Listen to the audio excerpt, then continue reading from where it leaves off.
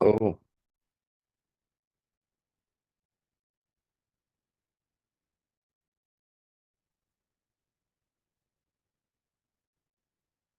I know.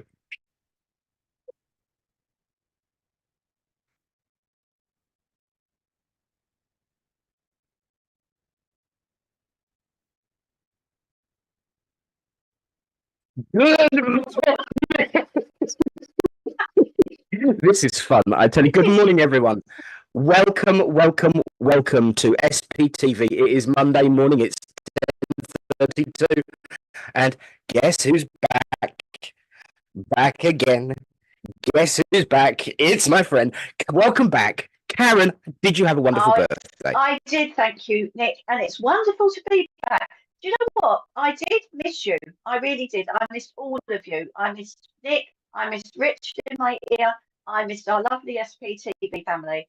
But I did have a wonderful birthday. I did what all ladies love to do. I had a lovely girly day out with my friend Julie, and we went shopping, and we had a bit of shopping, and we had a bit of lunch, and we explored some a beautiful town of Louth. We went and visited a lovely church, had a wander around, and it was really good. So yes, I had a great Wow. time. Big shout out to Louth, actually. I love Louth. Been Yeah. there a couple of times. And in actual fact, the other Rev Nick comes from, or was originally a minister in Louth. Occasionally, in the beginning, we used to get each other's emails. Our Gmail Ah, accounts were similar. So there is another Rev Nick Brown, believe it or not. And ah, we have spoken a couple of times because, we tended to get people calling us thinking they yes. were each other. So he's moved from Louth now, but yes, the other Nick Brown from Louth. So you were subconsciously trying to find me. It's all about me. On the hunt, on the On hunt the... for Nick Brown. But it is so good to have you back, my darling. We did miss you, Oh, and that's it is nice. a pleasure to be live on our Facebook, which now has 18,000 followers. We've broken the 18,000 mark, and Brilliant. on YouTube, of course, but Yes, also we're live on the TikToky. yes. Our Richard has been working so hard to get SPTV on as part of the TikTok team, and he's been really, really working hard. Yeah, So it's brilliant. We have 1,500 followers now on TikTok. it's So that awesome. is amazing. It Amazing. really, really is. It really, really is. And Yes. a big shout out and thank you to all of the hosts and, of course, to Richard, who helped get us there. There were Yes. a couple of TikTok enthusiasts within the hosts panel who really did push, push, push. And, of course, everyone at home who pushed, pushed, pushed to get us live on TikTok. That is just a wonderful thing that we're now able to reach more and more and more people. It is absolutely always and always will be about the community with SPTV. Building Definitely. communities, growing communities, welcoming people into communities that didn't feel they had one. And I think that is a truly spiritual and spiritualist way of being. And I'm just so proud to be a part of it because it does impact and make a difference to people's lives, and we have Definitely. fun too. Oh, we do. We have a good giggle. And we have wonderful guests as well. We do. And and today we have a wonderful guest that is joining us. And this gentleman inspired me so much at a recent weekend event that I attended in February, Spirit Quest. And um, it's the lovely Colin Flaherty. And he spoke about being with Native Americans in West Virginia. So I went over to him and I said, please come on SPTV and come and join us and talk about your adventures and your experiences. Now, Colin is, of course, the lovely husband of uh, outreach co-host, our lovely Kate May, and also he is a very good medium, a trance medium, and he works all over the UK and all over the place, I believe. Yes. He's going to be sharing his experiences with us very soon. So everybody, stay tuned, get in touch with people and tell them that this guy has got such wonderful stories to tell. They're going to knock your socks off. Absolutely. So yes, exactly right. So remember to share, to like, to subscribe, to click that share button and share it not just to your own feed, but to your friends' feeds, to your groups that you're allowed to your pages that you're allowed to. Let everybody know we are here and spread the word. Let everyone know, as many people as possible. We are here to uplift the world with love, laughter, and light, and just bring a little bit of joy to your morning. And speaking of bringing a little bit of joy to the morning, let's say hello to those wonderful, wonderful family members that are out there all across the globe watching. And so we have got a lot of people to get through. So let's kick off with the lovely Julie Caswell. Good morning. Hello, Victoria Witcher. Nice to see you. Good to see you too. And of course, Reverend Ashley Oliver. Good morning. Morning, Ashley. Hello, Heather J. Wax. Nice to see you. Good morning. And over on Facebook, we've got Jack Lewins. Sorry about that. Jackie. Hi, Jackie. And also on Facebook, we have Simon Rich Miller. Good morning. Morning. Right, there is an issue with the sound. Richard is telling us he is aware, he is dealing, he's going all techie on us, and he is trying to fix it. He's working his best out. But first off, let's go back to the hellos with Shaz Ferry on Facebook. Good morning to you. We also have Black Cat on TikTok, so good morning to you, Black Cat. Good morning. And Sarah's on TikTok watching live as well. Hello to you. Hello, Pam on TikTok. We've got some TikTokers with us today, haven't we? We've got Alison Foster on Facebook. And we've got Serendipity 589 on YouTube. Good morning, Dale. And back on Facebook, we've got Jodie Raab. Hi, Jodie. And the lovely Kelly Rockette on YouTube. Hello, Kelly. We've got Debbie Mag on TikTok. Good morning to you. Good morning, Krish Pillay. Nice to see you on Facebook. Who's going to try and jump over onto TikTok too? I see. All this jumping about, Nick. I know. Carol McDowell over on YouTube. Good to see you. And good morning to everyone who's watching. I'm sure Mother's out there somewhere, and I know Eunice will be about as well because she's out for my blood. But more about that later if we have time. But all I'll say is she's ace. This is going to be a long-running joke, and I do apologise, but it's that humour, isn't it, that uplifts people Absolutely. and brings people together. And I think that is one of the great things that we can share is humour, love, and laughter. And we've got loads of love and laughter to share tonight. Of course, we've got our roving outside co-host, the lovely Kate May, along with her connections to our guest today. It's a family affair. Who will be up a little bit later on. Yes, I was worried that whether we'd be on or not. Mum's just reminded me we had this huge thunderstorm this morning. I woke up to thunderbolts and lightning, very, very frightening me, Galileo. And it was just weird after yesterday's sunnier climes. But we are bringing sunshine today, as I said, with the lovely Kate May. We've got to talk about what's coming up on the show and other shows this week.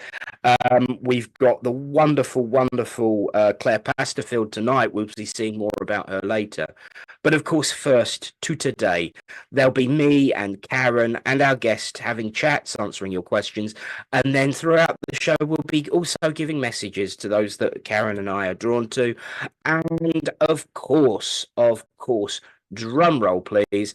Yes, Richard is in the background, whispering sweet nothings in our ear and fixing the technical issues as they arise. So do go easy on him, bless his heart, because he's now handling 3 platforms. So it would be very, very nice if you would kindly please share and let people know Yes, that we are here.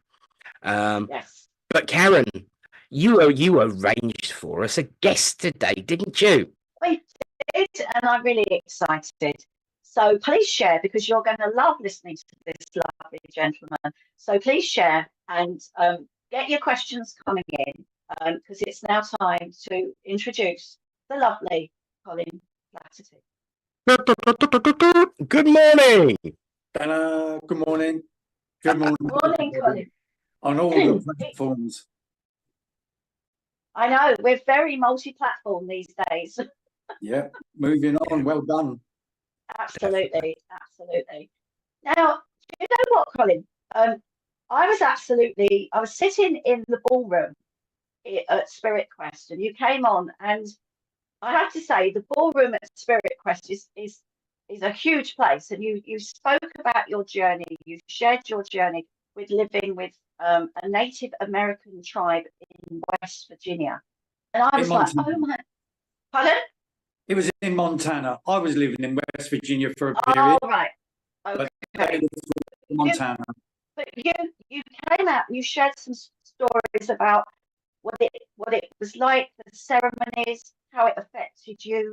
And so what happened? Did you wake up one day and suddenly thought, I'm gonna, contact a Native American tribe and sort of get in touch with them and learn about their way of life? Or was it circumstances or what happened? Tell us what happened. How did it come about? Well, I literally, from my youth, a toddler, 4, 5, 6, whatever, around that period, always massively drawn to Native American culture. You always indoors sat watching the cowboy Indian films and always feeling sorry for the Indians and always wanted to be one of them. Used to collect all sorts of little idols and those little cast figures of Native American chiefs back in the late 60s and early 70s through Kellogg's cornflakes. They used to put them in the box, and so always that deep fascination about Native American culture.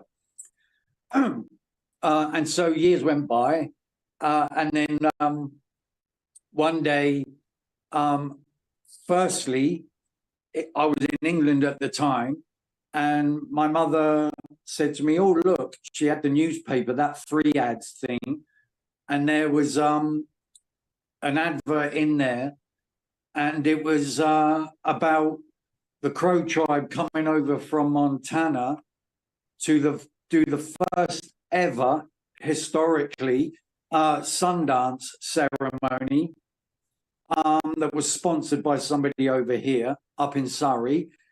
And she said, and as soon as she told me about it, I was like, "Yeah, I'm going." So we wrote off, and then I got a response and said, "You need to be here on this day," blah blah blah blah blah.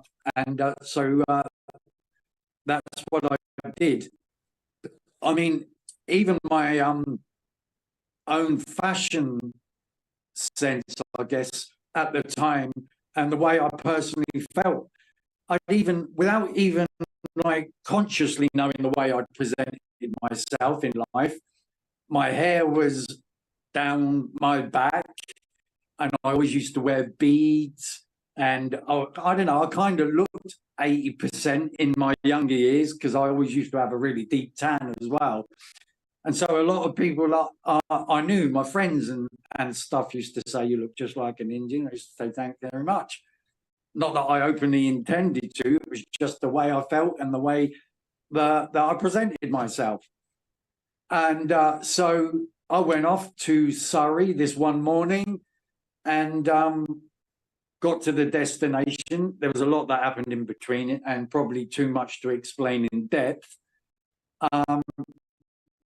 So I arrived at my destination, and as I walked in, this guy came walking over from the other side of the field, the land, and he was very tall. He was like 6'2", 6'3", and slim build, long plaited hair, and like with all the nice Native American design clothing and stuff. And came up to me and introduced himself, gave me a hug, not just a handshake, gave me a hug and said, "Welcome, brother." We'd never met before, but that was his interaction with me. And he said, "This is what we're doing. We'd like you to assist us." And it was basically setting up the camp and everything for the 3-day, 4 mornings, 3 days of prayer and fasting. And by fasting, I mean no food, no water for 3 full days. And then on the 4th morning, the sunrise, just after, they would have somebody that's called the water woman who would come up from the base camp, and we'd have a half a mug of water after those 3 days fasting. And so, yeah, did that ceremony. I'll explain more about the ceremony now, in as much as, because obviously then after that first Sundance here in England, which is historically recorded now in tribal history. They don't have books, but they have what's called tribal historians, and they have 2 of them at the same time, in case for whatever reason one should either pass away or something should happen. And so there are always 2, and if one moves away or something dire happens, they will they'll add another, they'll bring another one into it and record the history in that way. So I did that dance, and for me, I didn't have any visions of anything to follow that Sundance. Like you do, you go away on holiday and you meet people and you said, yeah, we'll stay in touch. And then, of course, you never see them again. And that was kind of the way I was thinking of it. However, about 3 months later, a brown envelope came through the post from Bozeman, Montana. And I opened the letter, and inside was a very brief, short piece of writing. And in the bottom of the envelope was a cigarette. More distinctly, it's because of the tobacco aspect, because tobacco is sacred, and I'll explain that aspect as well. And so on the letter, it simply said, "We are holding another Sundance in Missouri, in America, on this date, and we invite you personally to attend. Should you need any assistance with your flight, etc., etc., we would be happy, as much as we could, because they had nothing, and that's the truth, we'd be happy to assist you in that endeavor." And so I knew, because of what I'd found out in the first Sundance, how tobacco, being sacred, was the key to a lot of different elements in things. And particularly, if I make a deal with you, we'll shake hands and I'll give you tobacco, and that's that signed sealed. It's like the biggest promise ever that can never be let down. So once, because how sacred is tobacco, that we've done that, you can't go back on it, I can't go back on it, and it's like written in stone. So wow, all I had to do was smoke the tobacco, and then I put the remnants of it back in the envelope. I didn't need to write a phrase saying, "Yes, I'll see you there." However, I did on this first occasion, because simply returning that tobacco, what was left of it, and the thing, was me saying, "Yes, see you on this date." And I thanked them for their offer of assistance. But in that time, I was okay financially, so I took care of my own details. So even while we're talking, if the host or whoever sees questions that arise, people are free to ask me, interject in between all of this, and I'll be happy to answer to the best of my knowledge in certain things. Okay. Can I just ask something, Colin? There must have been a strong connection between you and that first gentleman that you met that hugged you and called you brother. And there must have been sort of like an underlying connection spiritually for them then to ask you to come to this next Sundance. That's quite amazing, Yeah. isn't it, really? Oh, yeah. I mean, I was gobsmacked. Like I say, I didn't have any further knowledge or expectation in regards to anything else. I was so overwhelmed and humbled and honoured just to be able to attend that first thing and meet 100% genuine Native Americans, because I also connected very, very well with another elder that had been adopted, actually, by this Sundance leader. It was the Sundance leader that greeted me. Yeah. And he had an adopted brother from the Canadian tribes, the Iroquois. There was a band within that, many bands within the Iroquois, the largest nation on the planet, called the Ojibwe. And this guy was adopted into the Crow from the Ojibwe. Even the Sundance leader was Santee Sioux, who was adopted into the Crow by a chief that you can find on Google named Thomas Yellowtail. He was his grandfather.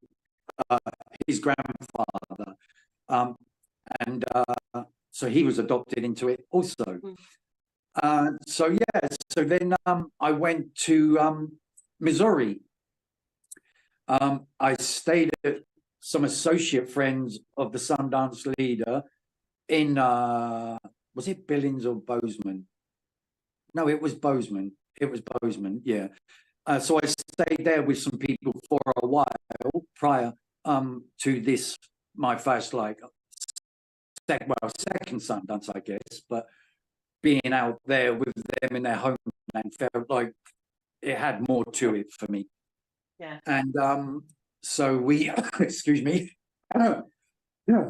we set off on a few 1,000-mile trip from up in the northwest corner down into the southeast corner, Missouri, and off we went.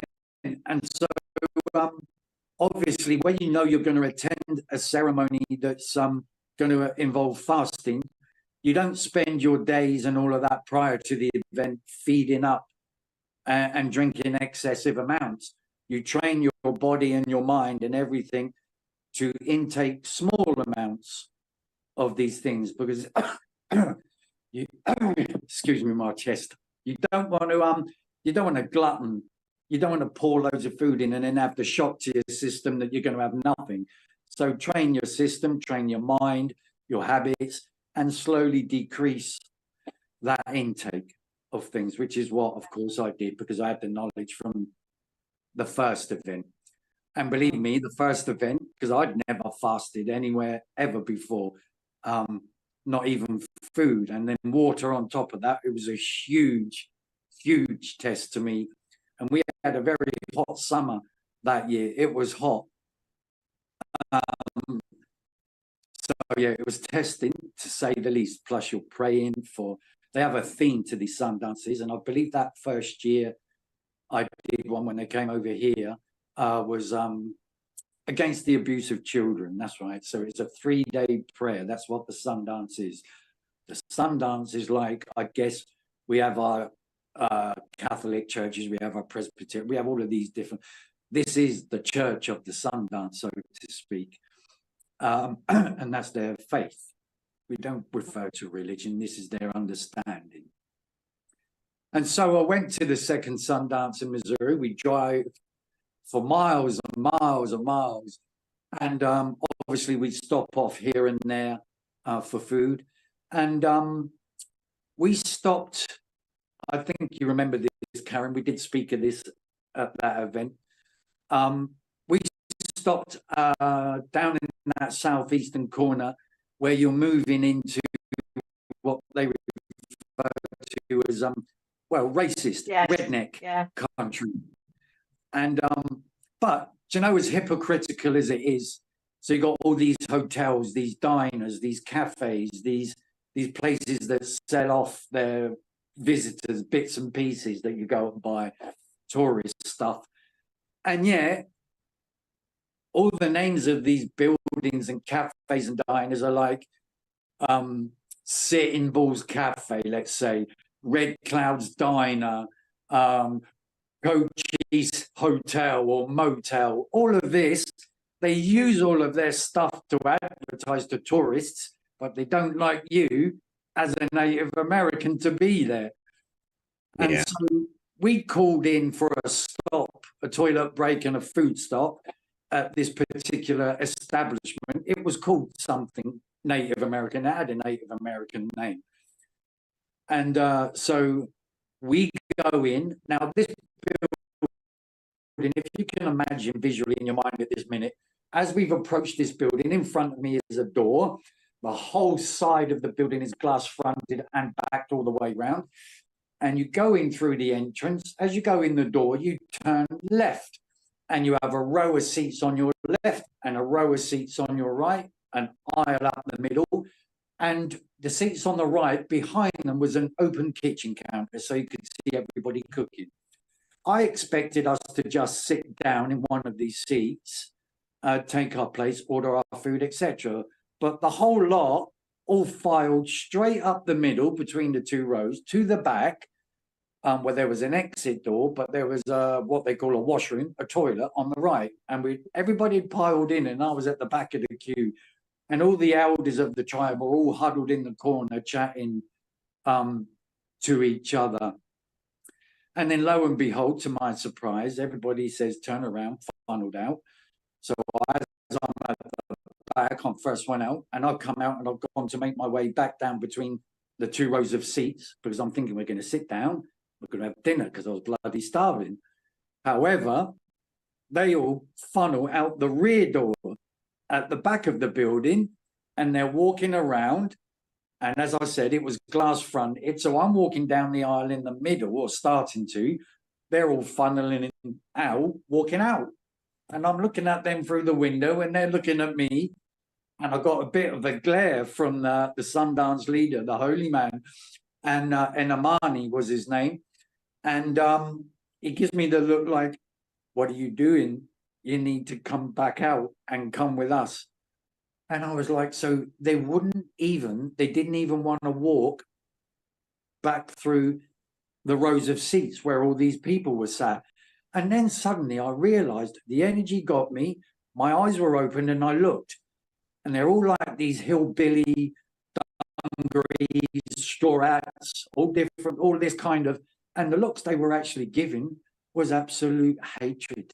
Pure, you could feel it then. You took notice and you could feel it, hatred. That's why they went out that way. And I thought, hang on, I have never in my life been in a place where I've been forced or even felt like I would need to go out the back door because people inside the premises didn't want me to walk through or even be there. And so as much as the looks I was getting from the tribal people, my conscience couldn't do it. So I put my head up high, properly high. And as far as I was concerned, all these people here looked at me as one of them, which I was very proud of, actually. Thank you very much for treating me like that, because I'm glad that you see me as one of them, because I absolutely am. And I put my head up. I walked down that middle at my own pace back to the door I came in, and I looked every one of them all the way down in the eyes, and I went out the bottom door. I got a little bit of earache when I got out, and they were all saying to me, Colin, you don't realize what you were doing. I said, well, I kind of did, but maybe not to the extent that you might have experienced before, all of them. However, that went by the by. And I said, I kind of did. I said, I've never done it before. I'm never doing it ever, wherever, doesn't matter. And that was the end of it. So they let it go. And we got in our vehicles, we went off, we got food elsewhere. But that's the kind of thing that still exists to this day in certain parts of the States and in Canada, because I had the same experience in Canada, similar, with another guy. And we went to Missouri. We did the Sundance. Now, I'll explain a little bit first about what the Sundance involves. The Sundance is an extremely holy, sacred, powerful event. It changes you literally inside. And you do a succession of these ceremonies, as I did, along with other ceremonies. Let me tell you that at the end of my 4-year close association with this group of individuals that represented the Crow tribe, and Amani in particular, one of the greatest men I've ever known. No, not one of, personally, the greatest person I've ever known. And I'm still in touch with him. We still speak. And so, yeah, it literally changed me. I was quite a rebel. I was more than a rebel. I was a bad boy when I was young. I was self-destructive. I had no interest in life in itself, to be honest. That's the truth of things. And so I got invited to that. And we did this Missouri Sundance. And when I first arrived there, you see, because so the ceremony, if you can imagine, we're out in the middle of nowhere. Now, often what we call the lodge is a huge circular affair. Now, traditionally, if you do these sun dances in the same place all the time, say on tribal land and things, often they're made out of what they call lodge pine, which are small pine trees, smallish anyway, not like the big full-grown ones. And so you have a structure, like you could call it a big hut, but it's circular if you like. You have all the uprights all around the edge, and then on the roof, they all point to the middle in a circular fashion, and it has a doorway that faces the sunrise. Okay? That's the usual structure. However, our ones were out in the open. So we were open to the extreme sunshine, the heat, and the rain, of course, all of the elements, should it rain, which it did. Actually, on this one, believe it or not, for a short while, it hammered it. And so 3 full days, you go in on the morning sunrise. These events are on a full moon as well, okay? First day is on a full moon. So the Sundance leader is, and all of the people that have attended, we go in and you go around clockwise, and the Sundance leader is placed right in the middle, looking opposite the way in, the doorway, looking at the doorway. So the sun will rise in that doorway, and he's sat opposite, and the rest of us are spread around. And we will do a morning prayer. We will have our sleeping bags, a bit of tarpaulin in case of the rain, and a pillow if you like. No food, absolutely not. No water, absolutely not. And in the middle of this lodge is a hole, pit, and in there is a tree. And they would choose this tree weeks before, and they would visit it every day, and they would say a prayer for it, and they would speak to the tree on equal terms, because the tree listens, the tree understands. And you tell that tree, look, we want to honor you, and we ask you for permission to use you as our center pole in a sacred ceremony. The tree would understand this, and over time, before the ceremony, it would withdraw its life force back into the ground. And so the tree would be visited, and little bundles of sacred herbs and tobacco and stuff would be tied up in the boughs of this tree. Come the time for that tree to offer itself to the ceremony, we would go to the tree, and there would be one of the elders with an axe, but we all had to take responsibility for the felling of this tree. And so we would all take a swing with the axe, just one swing, so that we were all responsible fully for its felling and taking it to the lodge. One of the elders would then fell the rest of the tree fully, and then would trim it up into such a way. So in Native American culture, 4 and 7 are big things. They are big things. They're big numbers, powerful numbers. And so you think of the directions, the seasons, all these things that you can equate to 4 or 7. Because although we speak of 4 directions, there are actually 7 directions. You've got north, west, east, south. But then, of course, you have up and down. And then there is one more direction, and that is the one that they refer to as the center of all things, the Great Spirit. That is the beginning, the start, the end, is the everything of all. And that is the center. So there's your 7 directions. And of course, the seasonal things as well, elements, all of this. And so they trimmed the tree. So you had the main stem, the main branch, and then it split into 2. But then these 2 would be split so that there were 2 forks off of that, 2 forks off of that. So there's your 4. And then you'd have these little bundles tied to each of those branches as well. So remembering the numbers 4 and 7, as I talk, you'll see where about other things that 4 and 7 are always influential, as is tobacco. And so we take the tree underarm, the center pole, as it's referred to, and we walk to the lodge. And we take it in, and there was the hole in the middle. Now, I was caught out on the first ceremony in England because didn't have the knowledge, didn't have any awareness of what was what, how the ceremony went. However, this time I did. So I was expecting it. So we take the tree in, and we all lift it. The hole's plenty big enough for the tree. It's been measured, and there would be no issue normally in the tree being put in and then filled in and held up. However, so we make the first attempt. Oh, there's another thing I need to add. I'll tell you after this bit. We make the first attempt. Nope, doesn't fit. So we go back. And then we come back in for a second attempt. No, it doesn't fit.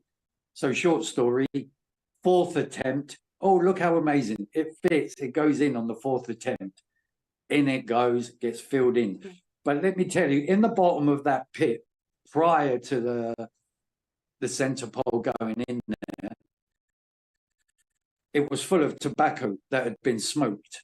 So in the weeks and times before this event, people in their own homes that had been attending, that were attending this event, it's not an event, this sacred ritual, this sacred ceremony, had been out in the evenings looking at the moon and saying their prayers and smoking this tobacco.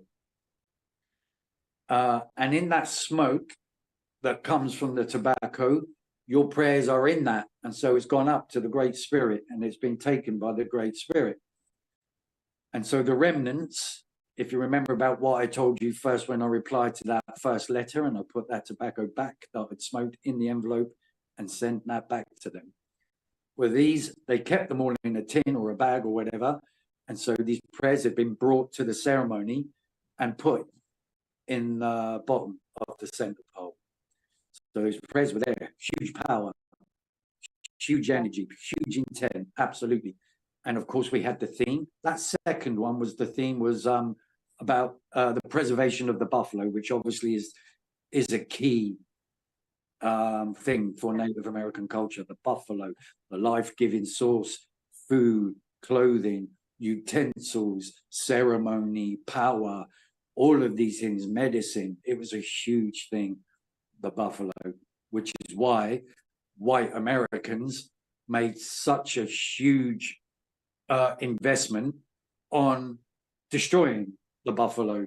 They knew that was their source of everything. So that's why 16 million buffalo were hunted, what they thought was to extinction, until some years later, on a pass through the border through America and Canada, in a basin in the mountains, they found a pocket of these buffalo that had escaped the hunt.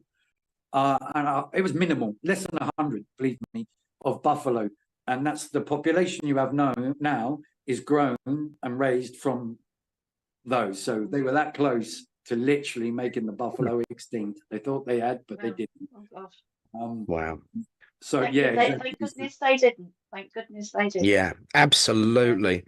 Now, Colin, we have got loads of questions coming through. So I think a reminder to everyone that Colin's explanation is his experiences, and I know everyone's going to have questions for Colin. So please start sharing your questions. Good morning to everyone that said hello this morning.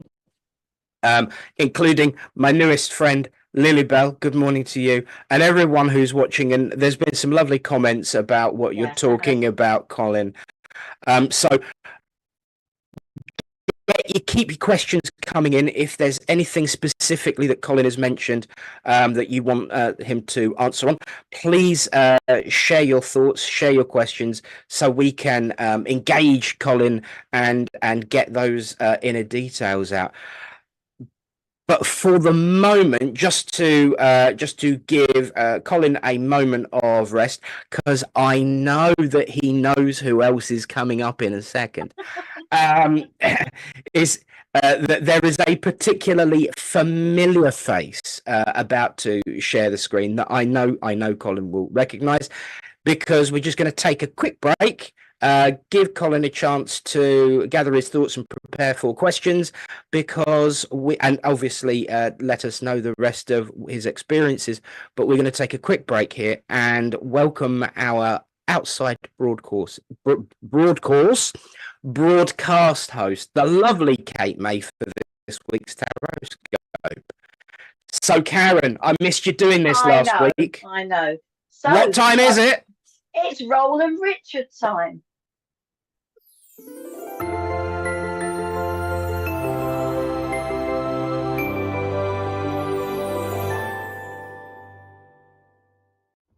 Good morning, everybody. How are we doing for this new week? Okay, this is your week ahead tarot readings for each zodiac sign. My name's Kate May, Modern Day Mystic.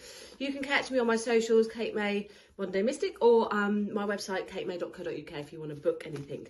Okay, let's have a look. We're going to hit off with Aries. What is your week ahead, Aries? The Magician. Love it. Manifestation. This is your week. You've got all the tools to do the job. If ever you wanted a week to start something, to have the confidence to go for something, Aries, this is it. As above, so below. The Magician indicates you've got all the tools to do the job, Aries. What's stopping you? Go for it. Taurus. Recognition, success, celebrations are coming in. Your hard work, Taurus, you'll be pleased, is paying off for you, and you're celebrating it not just on your own but with somebody that you love and care for as well. So double bubble celebrations coming in this week, Taurus, but particularly to do with hard work and recognition paying off. You're reaching positive milestones this week, Taurus. Gemini, good news is coming in, an offer, perhaps an emotional offer. If you're in the romance department, if you're already with a lover, Geminis, you might find that things take a step forward for you. If you're single, you may find that somebody comes along and gets that heart going a little bit more. But whatever's going on this week, Gemini, there's a positive influence of things moving, albeit a bit slow, but moving forward, and good offers and good opportunities. Cancer, oh, I'm loving this week. Full of hope, love, optimism, new energy coming in, perhaps new birth, perhaps creative forces, new spiritual pathways, anything to do with an emotional attachment. This week, Cancer, is going to be good for you. The potential for new emotions coming around you is wonderful. Again, if you're single, this is going to indicate perhaps a love will come in and flutter you. If you're with somebody, you may find that the energy is being renewed. The Ace of Cups is the perfect potential for new emotional happiness, Cancer. Okay, Leo, you're juggling things this week, Leo, but you are absolutely able to. You're in a better position financially now to be able to manage what comes in and what goes out, and you're really sorting things, sorting shit out, basically, Leo. It also indicates you're making practical decisions, so you're clearer about anything that you want in your life. You've got your head is firmly on your shoulders, and you are making firm, practical choices and decisions that you can now manage. You're over the choppy waters. Things are a lot more balanced for you. You can absolutely handle this. But I would say you might have to prioritise things this week, Leo, in making some practical decisions. Okay, Virgo, you're in a great week. This week you can manage everyone and everything. You should be feeling quite on top of the world, Virgos. This week you could find somebody who's going to be kind and caring and very supportive and helpful. And you're going to find that you are in a good, secure position to be able to help others. You can do it. Everything you touch this week is going to turn to gold. Okay, Libra, feeling a bit frustrated this week, Libra. It's time to think outside the box. There's a victim mentality energy around you this week, so try not to be the victim. I would say that where there's a will, there's a way, Libra. You don't have to think, no, I'm not going to do that. It's like, yes, I can. How do I? So it's not a no, it's a how can I. Where there's a will, there's a way. Frustrations can be temporary, but you're going to have to think outside the box, Libra.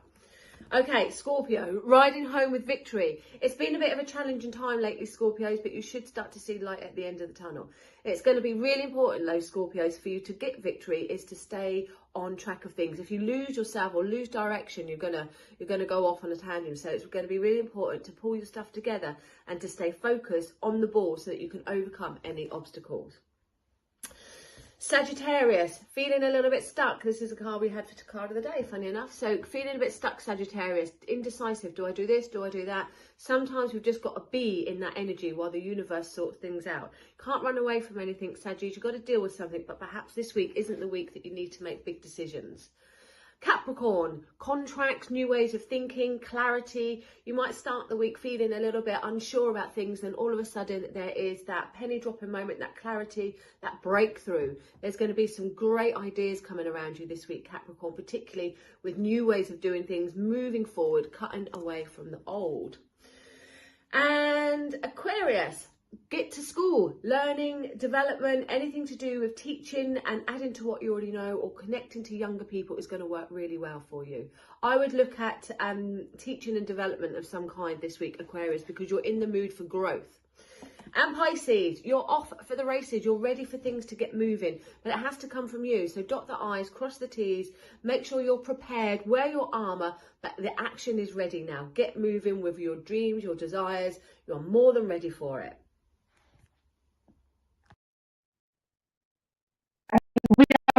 Back. We are back and joined by the lovely Colin. Thank you to the lovely Kate May. Please pass on our thanks when you see her later. Where we are joined, of course, by Colin talking about his experiences with the Native Americans. If you have any questions, please ask along. In the meantime, Colin, back to you. I know there's loads that you wanted to get through, but with the time we have left, what are your excuse me? What are your highlights? What is your takeaways? What was the most amazing, the standout point for you of your visit? So over the 4 years, there were several huge mental, emotional, spiritual impacts, moments of things. The whole thing itself was an ongoing involvement over every other ceremony, like sweat lodges. If I was to talk about an event that really touched me to a level like, so briefly, there is a ceremony also called the Vision Quest. Tribal boys of around the puberty age, 13, 14, etc., an elder would say, you need to go and you need to go up the mountain and pray. The Vision Quest is where Native Americans, when they talk about medicine, that's where you get your medicine, sat on the mountain. So what is a Vision Quest? So if you think of the same kind of time scale and conditions that you do a Sundance in, you do that up on the mountain. So when that Sundance I just told you about in Missouri, so much more to that as well. Honestly, I could probably, in hindsight, sit here all day and go through everything, and it would take for hours. But sitting on the mountain is another 3 full days, sometimes more, 4 full days. of sitting on the mountain and praying for everything and everyone except yourself. And you have your prayer smoke, the sunrise prayer, all of this, and you sit in your little spot. I'm not going to give you too much information on that because that's a different thing that you don't share that. That's where you get medicine. But suffice to say, so we come back from Missouri. I was then staying at the Sundance Leaders Lodge house in the hills in Montana. It was Bear Canyon, it was called, for a reason, believe me, Bear Canyon. And it was a section of the Rockies there in Montana. So we've been back 3 or 4 days and just starting to recover from the fasting and the traveling from the other Sundance. And he said to me, you need to do another dance. I said, you're kidding. I said, we've just come back. I'm still getting over that one. He said, no, no, no. And we were by the window of his house, and he's looked out and he's pointed up and he said, no, up there. And I knew straight away what he meant because I'd had a dream, clear, vivid dream before I left England on my travels, that I would be sat on a mountain. And so there he put it in front of me. And I'm like, oh, I don't know about that. Sundance, it is like loads of us, we're all together and we're all, communal, we can protect each other and we look after each other. It's fine. Montana is full of bears, wolves. You got Yellowstone Park just across the way there. And I was a bit, I don't know about that. I don't know about sitting on a mountain up there on my own for 4 days, 3 days, 4 days. But I did want to do it. But the reality, when it actually approached me, and I was a bit like, oh, whoops, I don't know what to do here. I had the pouch of tobacco on my dresser, wardrobe thing, ready for any whatever. And so he said, well, look, you think about it. You think about it. So that night I go to bed and I'm like, it would be such a big, massive thing for me to do that. Huge. It's a thing that I've seen on TV of these Native Americans doing, and I thought I could never do that, but how powerful. So I'm thinking about it. I go to bed, I pray my little socks off. I want to do it, but I'm scared. Please help me, all of that. Funny. And so night after night, I was going to bed and I was giving out that same prayer and all of that. And I had a huge desire to do it, bearing in mind that these ceremonies were always on the full moon, you see. So anyway, days go by, same prayer, same event, get up in the morning, no change. And then one night, those mornings you wake up and you think, something happened in my sleep state last night. Something's touched me, but I don't know what it is. But then obviously because of the outcome I did, I got up and I thought, where was the indecision in all of this? Why was I like umming and ahhing? Why was I so scared and everything? And that morning I'd woken up with I'm doing this 100%, no doubt. So I've got out of my bed and I've just reached over to grab the tobacco that I would have to go and take to him. As I turn around to go out of my room, 6'2" Sioux Indian, because he was adopted, he was Sioux, stood in front of me with his hand out, already knew that was the day. And as it happened, that one day that I had woken up ready to do it, was that night would be the first night of the full moon. So I couldn't have done it a day later because it was too late. So that day was crucial. So I've given him tobacco, shook his hand, big hug from him, picked me up right, you've got until tonight to eat and drink what you want. But when you say what you want, that means I've got to wind it down again. So I'm like, oh, yeah, here we go again. And he says to me this evening, I'm going to take you outside in front of the full moon and I want you to be ready. So we go out in that evening and we're facing the full moon. And he said to me, you stand there, look at the moon. He stood there and he's got this big eagle feather fan, circular fan, and he's holding it. And he said, "Do you know what I'm doing?" I said, "I have no idea."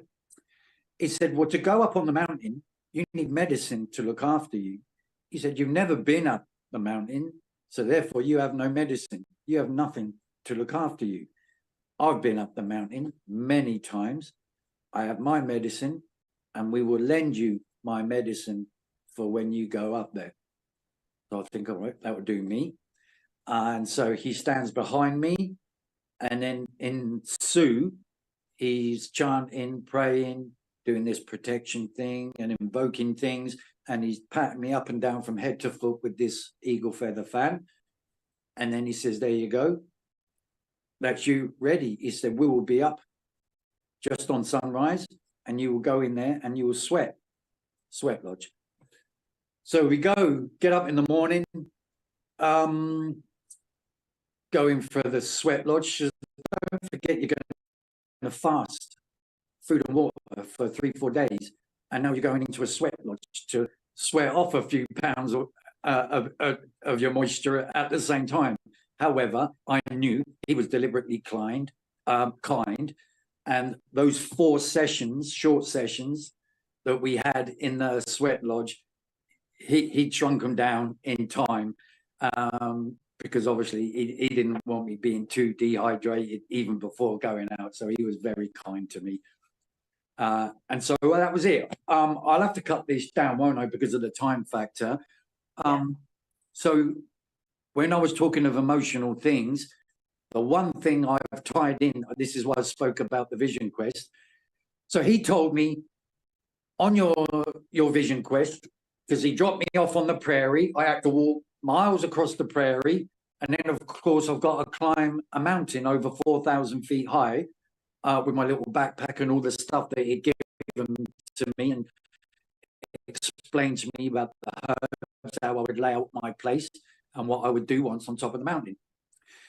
And he said, "You'll come to a point on your journey up there, that you will know you will need to ask permission to move on any further, and you'd have to, say your prayers and all of this, because that's their land, that's the animals, that's nature. You need to ask permission." So anyway, short story, I get to a point, suddenly it occurs to me energetically, in my mind, emotionally, this place I am now at the base of the mountain where the trees are starting to grow and everything, is where I need to give my my little blessing and my thanks. And so I stopped there, and like straw color, so it's that color, but it's really tall grass, about 4 foot tall, and it's very thin, but it's in abundance at the base of the mountain. You can wade through it quite easily. But anyway, I've stopped there and I've given my blessing. I've asked for permission and all of these things.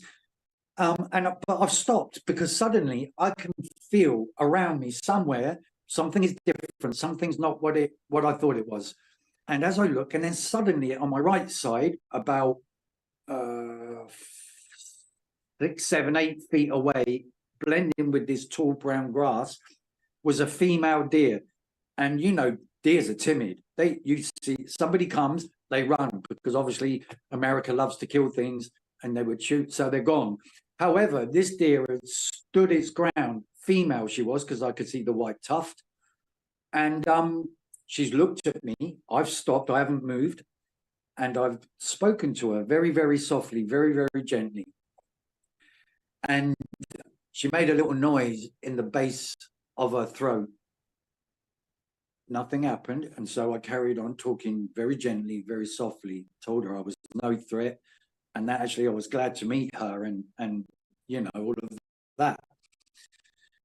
And then she changed, this vibration in her throat changed to another tone, and she's over there on the right, and then directly in front of me, this long grass, brown grassy stuff started to move, and out of this grass, right towards me, literally walked up to me, was this brand new foal, literally like Bambi, because I remember it having all the white spots on it.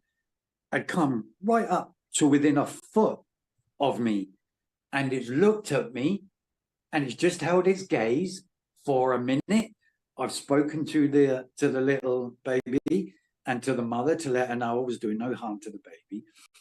And then it just looked at me, and then it walked steady as you like to its mother.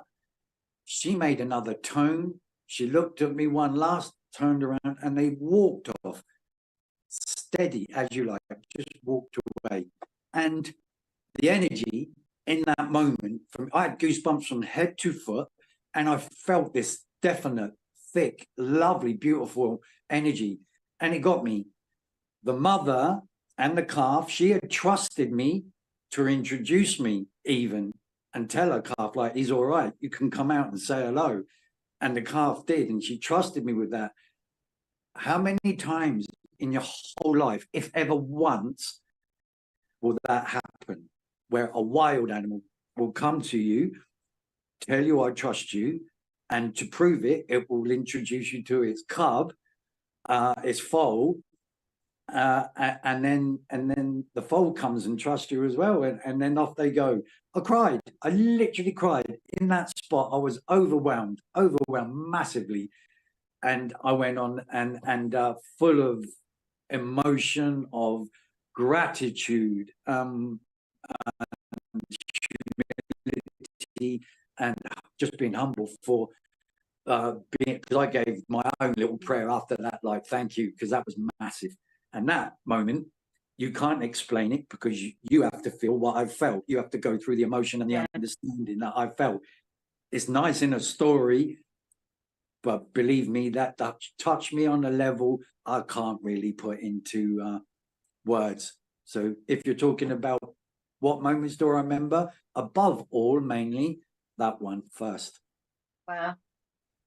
Honestly, Colin, absolutely amazing experiences that you've had, you know, to treasure for a lifetime. But that experience, when you mentioned that story, that moved me. But it's a lot of physical and mental experiences that you've had. But what the underlying thing is, there's the respect that the Native Americans have for the land, for the animals,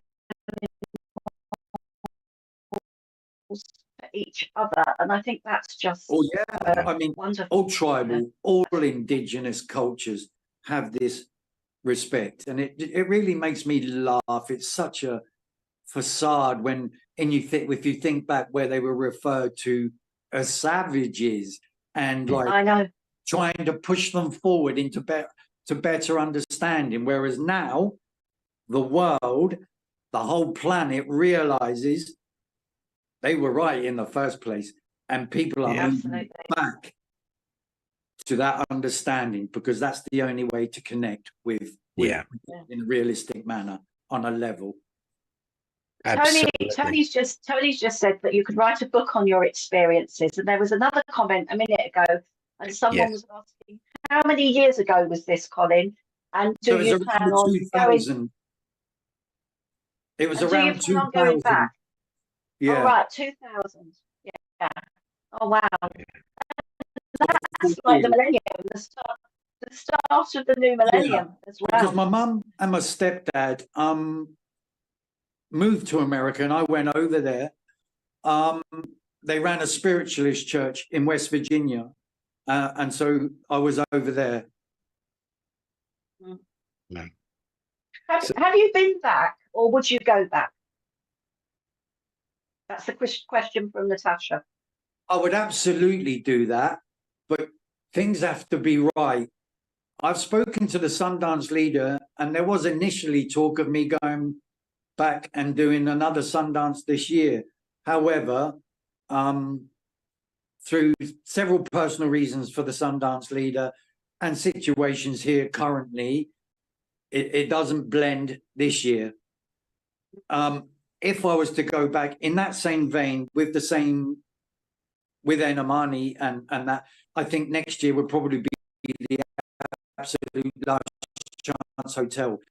That doesn't mean to say that other things don't necessarily surface from other sources or in other ways.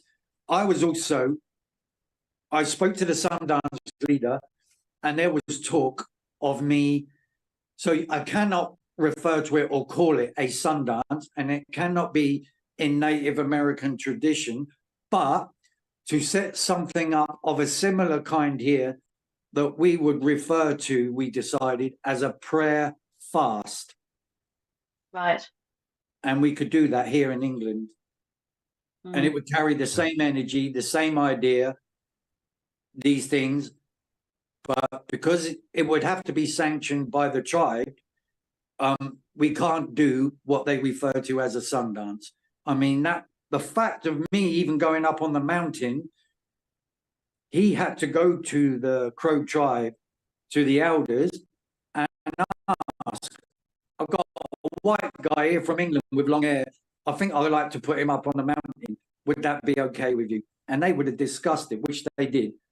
Because a lot of tribal kids and people, when I went to do that, I didn't know until the day, all the kids had drawn little pictures of me in crayon of this little white matchstick man sat on the mountain and all of these things. And I'd got little gifts from the kids that they'd sent through the Sundance leader to give me, and told me that I would be protected up there and that they would be praying for me.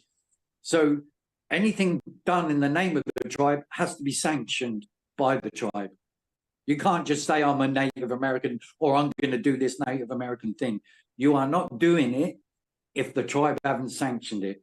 So always be careful if you attend things, because anything properly done through the tribe is sanctioned by the tribe. Fantastic. Quite right too. Serendipity's got a lovely question here, and this is a really, really good one actually. What does a sweat lodge do? Is it to get rid of toxins? What's the primary purpose, I suppose, would be a good way of wording it, of a sweat lodge? It's a joint thing. It's a joint thing. So listen, it's set up the same way with the little door facing the same direction. 4 is a big thing because it's done in 4 quarters. You know, you go through a big sweat first, then they have a little break, lift up the flat, let some cool air in, because believe you me, that sweat lodge is 3-4 times hotter than any sauna or steam room you've been to. That's a fact. It's a little dome-shaped thing, and you're low down. And the steam doesn't just sit up at the top because it's domed, it rolls. So there's nowhere to hide. It's extremely hot. When you go in there, you will find sagebush laid on the floor all around the perimeter inside, which, you know, sage is for cleansing and protection. So you can, and for healing as well. So that's what the sweat lodge is. It's a cleansing. It's a prayer ceremony. It's healing. It's another thing that opens you up. It cleanses you. And as far as from a, if you like, not herbalistic isn't the word, but from a, what's the word I'm looking for? Homeopathic? That'll do it. If you're looking for that, then of course, in reference to the toxic mention, of course, if you're sweating, yeah, then those toxins are obviously coming out through your pores. But believe me, it will take you 3-4 sweat lodges to get used to them, depending how severe they are, depending on who's running that sweat lodge. And there's a correct procedure for that too, as well. Everything is exact. It's a ceremony in itself, and no ceremony is undertaken lightly at all. It's a huge thing. There are consequences. There is purpose, absolute, complete, with these ceremonies, and they've been going on for forever. So don't think they don't know what they're doing and that there's no effect from these ceremonies, because there is 100%. And until you do it, you know, you'll know. It's huge.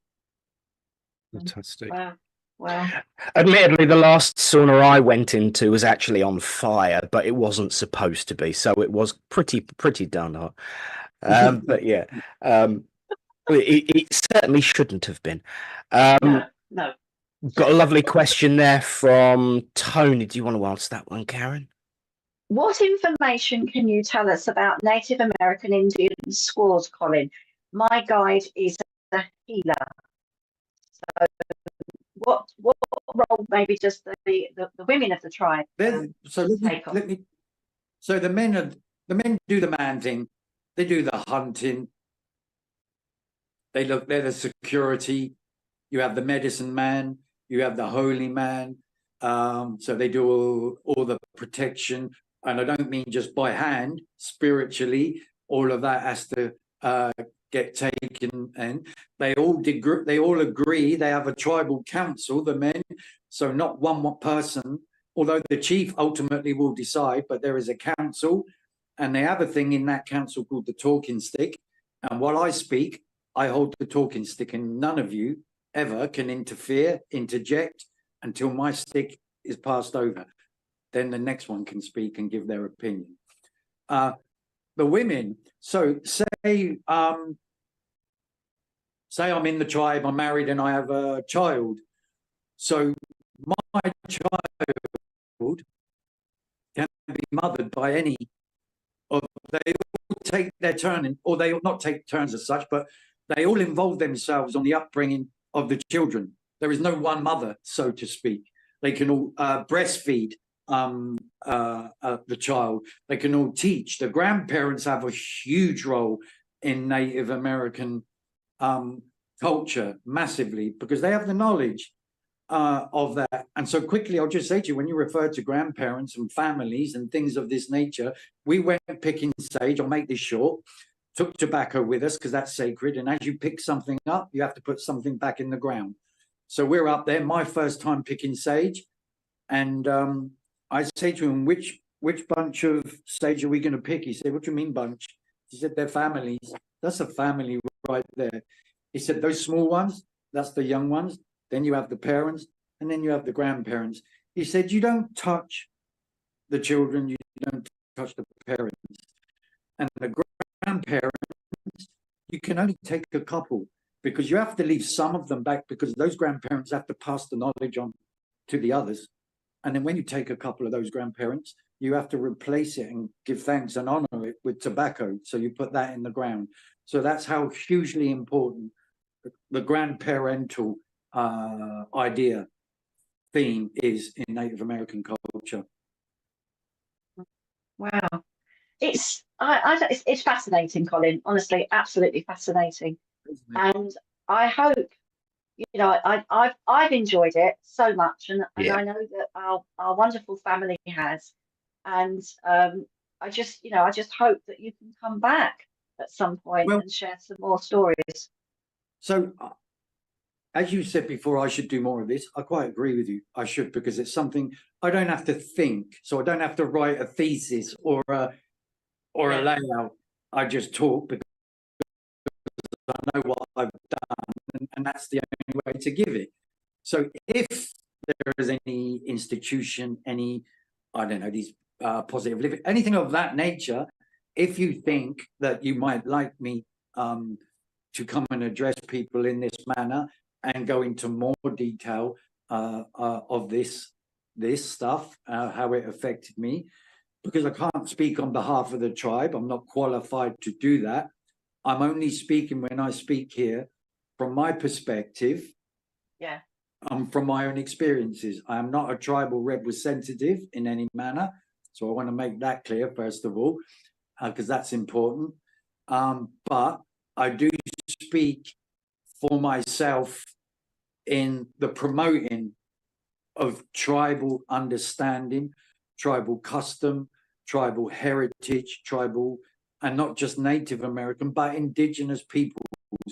And I believe that we should all start looking back, thinking, doing stuff in that manner, because obviously that's what I've been through. And it's important, giving thanks for things. And everything literally is equal. Everything needs to be honored when you deal with it, when you take life, maybe, when you do this, when you do that. When they go hunting, if they've downed an animal, they will immediately rush over to that animal. They will kneel down beside it, and they will put their mouth to the mouth of the animal that they believe offered itself, because there's been a ceremony already before to tell that animal that we need you and would you give yourself up. So again, much more to it. But they'll kneel down, put their mouth to that animal, put their hand on its chest, and they will push. And as they push, the animal will exhale its last breath, but you will breathe that in, that last breath. And then you will give thanks to that animal, and you will say, with that last breath, I will take you forward with me, and we'll journey on together. So your life is not done. You and me are traveling on together. Absolutely, the circle of life in Yeah. absolute definition. Colin, it has been absolutely fascinating. We literally could sit and listen for hours and hours and hours, but I know you've got things to do, and I know that our family are going to be wanting to have some messages shortly. But thank you so much for being with us, Colin. It has been absolutely wonderful. I love the idea of the symmetry of the sage families. Not only looking into nature for reflections that we can understand, but also creating a way of sustaining and managing and keeping nature in balance, in harmony, and continuing as well. It's a shame we haven't got time to continue even further, but it has been amazing. So we're going to have some adverts in a moment, but I just wanted to say thank you so much for being with us. Thank you, Colin. Like I say, thank you, Karen. And like I say, just to so if anybody does want a talk of anything of that nature, I'm on Facebook. You can find my pages there, Colin Flaherty, Spiritual Medium, and Colin Flaherty. So I also do readings as well. Trance stuff is my forte. I love that stuff. So if anybody wants any of those services at all, then you can just message me, and I'll be happy to do the best I can in any of those fields. So I'd love you to come back, Colin. So thank you so much. You're very welcome. Thank you for coming, sharing your experiences. Brilliant. Bless your heart. Keep in touch. Keep in touch. I will. Take care, everyone.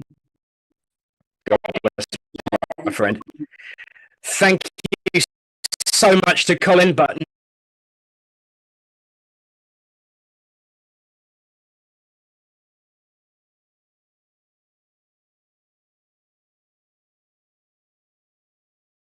tonight from 8 p.m, Claire Pasterfield hosts her show, Heavenly Sprinkles, for an evening of mediumship readings.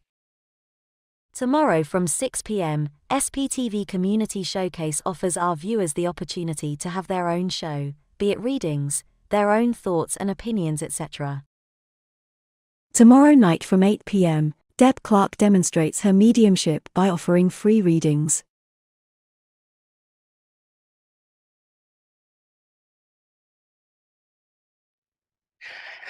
And we are back. That was a quick advert break, but we are back now. And a big thank you again and shout out to the lovely Colin for joining us. Amazing. Absolutely. So tonight, looking forward, don't forget, sprinkle some heaven into your life. The lovely Claire Pasterfield joining the SPTV family for a Monday night feast of spirituality and upliftment. That's at 8 p.m. tonight. We've had numerous questions and comments that I'm sure Colin will have a read through in the not too distant. Bit of an advert there as well from Jackie Lewins. Looking forward to you speaking at our Portsmouth Positive Living Group, not for profit. And Jackie, post it in Facebook. Richard says, put your advert in the comments so everyone else can see where it is. So there we are. Love it. Talking about Richard, he's on tonight on TikTok at 10 o'clock. He is. Giving his coffee readings. So, come along and join him. And also you can pop on. Gonna say chatting. Okay. Gonna say Richard's unique take on the universe, I think, is the best way to describe it. Do you know what, Nick? That's a lovely way of putting it. Richard's unique.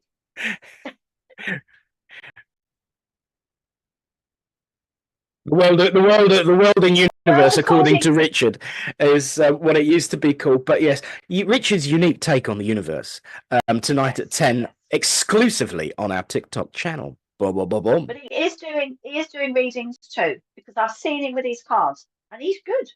He is. He gave me a reading when I was at Waterlooville, actually, where I first met Colin, and he gave me a very accurate reading. Did our Richard? Although there were a few people looking at him with frowns because apparently we got in trouble, didn't we, Richard? We were making too much noise. Which I know there's number of people that have been slightly concerned about me today watching the show, questioning why I was so quiet. Well, sometimes it's polite to just shut up and listen, and believe it or not, even I do sometimes. But now it's our turn to shut up and listen to the world of spirit, because they will want to let us know that they are there and reach out to us and give you those messages of upliftment, love, and the proof of the continuity of life. So, Karen, I went first last week. Do you want to go first this week? You went first. Yes. Oh, wow. Yeah. Tony Coppin says, how many hours is Richard away to TikTok? Yesterday was 4 hours. 4 hours. And I know in the week he's had a because I was chatting with, for those that have been asking actually, and the family actually, of a bit of an update. I have, of course, been continuing to talk to, and I know many of you have, the lovely Lily Bell, who's said good morning whilst we were listening. And I know that Lily's a bit of a TikTok follower, because I know she's been speaking to Richard again during the week. So while you were away, Karen, I think what last week demonstrated is just how much of a beautiful family the SPTV crowd are. And I just wanted to say, based on the last 7 days of experiences, you are a beautiful bunch of people, and I'm proud to be associated with you. Oh, and Richard has a story to tell us. Richard has news. Wow. And on the show last night, there were 92,000 likes. That was the TikTok. Oh, is that the TikTok? Wow. Oh, 92,000 likes on the that's TikTok. a lot of likes. That's a lot of likes. But yeah, absolutely awesome. So I know TikTok's been very, very busy with the life, the meaning, and the universe, according to Richard, and his unique take on the way the world is structured.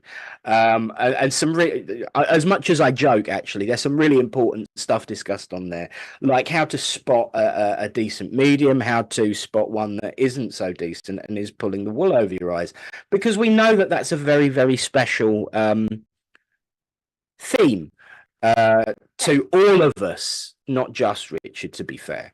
And we're having another exclusive update live on air right now. Live on air, exclusive updates from Richard. Yeah.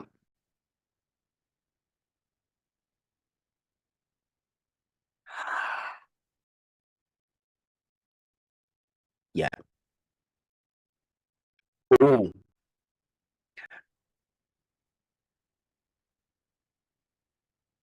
Wonderful.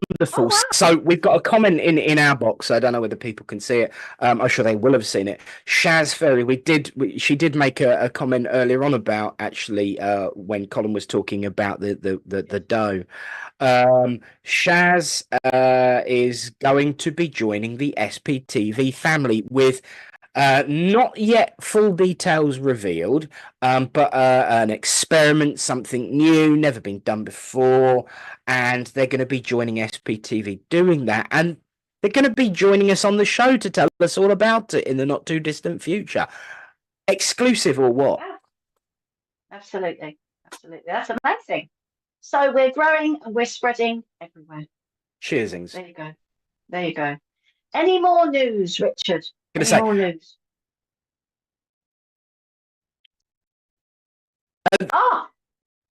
Yes, we got so caught up with TikTok, with wonderful Colin, with all these new things happening.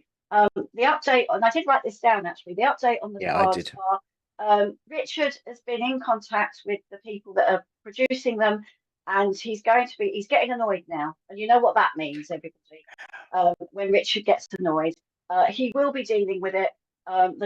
He will be speaking to them this week, and he is on the case, so don't worry. Is. Because we really want to have our cards in our hands, because I want to start using them, as do all of you. So don't worry, Absolutely. Richard is on the case, He and is. we may have some more news next week. Because he has he has said he's penciled in a phone call today, so news could be just round the corner. Yes, definitely. So he won't, it will be sorted. So don't worry, you will get your cards. And what we could do is we could do something fun. We could all get our cards, take a selfie with our cards, and do hashtag I've got the cards. We could do something like that. Absolutely. Wouldn't that be fun? Absolutely, yes. Wouldn't that be fun? Start a trend. We could put on start a trend. Yeah, we could do hashtag I've got the cards. Absolutely. Brilliant stuff. So, Brilliant. I think that would be good. Good. Yes. Okay. And what is also good is we're going to do some readings now. Now I'm going to go first because Nick was on his own last week and had to do it all. But I do. It wasn't. Do you know what? It wasn't. I was worried to not have you around me. I did miss you profusely, but you know what? I had Richard whispering sweet nothings in my ear, and the family did look after me on your behalf. So they were lovely. I did some fabulous readings because word got left. So we as you will know, we do what we need to do. I know. So I have a wonderful lady that draws close to me here.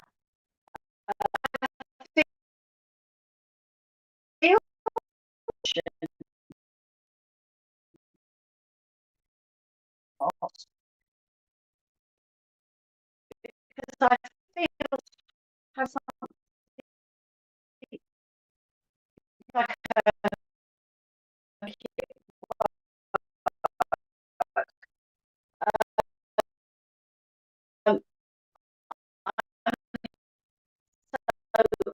don't know if that's her name or if it's connected with anybody here. But you know what? She's such a giggly lady. She's got a lovely giggle, and she's really quite cheeky.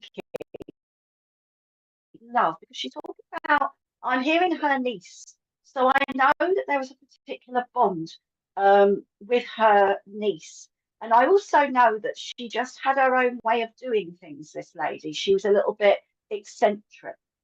And she would have had quite a one of those large, I don't know if it was a large handbag or like a large tote bag, that she would have pulled all the stuff out all the time. And she just had so much love to share and also experiences. So I think what you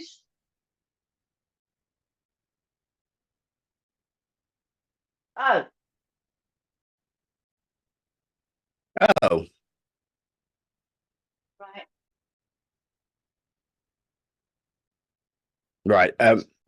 So we are having problems with sound. Just so Karen can keep focused on a connection, we're having some issues with sound. We are going to say goodbye to TikTok. The fact is, if you're having the sound issues, you're probably not hearing a darned word I'm saying anyway. But we are working on it. We are trying to fix it. But we are saying good afternoon to TikTok. Thank you for joining us. And we will try to get things fixed as quickly as possible. Back to you, Karen. Okay, so let me just reiterate that a little bit, just in case you didn't hear it. I've got a lady. I feel that she's an aunt. I know that she had an operation on her heart, and I feel something had to be replaced, some sort of valve or something, or I feel pacemaker. There was some sort of pacemaker as well. And I also feel that she's quite an eccentric lady. She's got a lovely giggle. She loves her niece. There was a very, very strong bond with her niece. And I just feel here that and she's laughing because she's laughing about this because she says, you never know what goes on in people's lives and you never know what's around the corner. And I just feel that sometimes she would sit back and she would listen to somebody having a bit of a moan or talking about a life event, and she would listen, and then words of wisdom would come out. And what you saw was not what you got, because I do feel this lady had a great deal of knowledge, wisdom, and experience. And I just feel here that she had this handbag as well with lots of stuff coming out of it. So, Christine Davis, you can understand it, mum's handbag, but can you take everything else? Because I want definitely the heart issue was a strong one.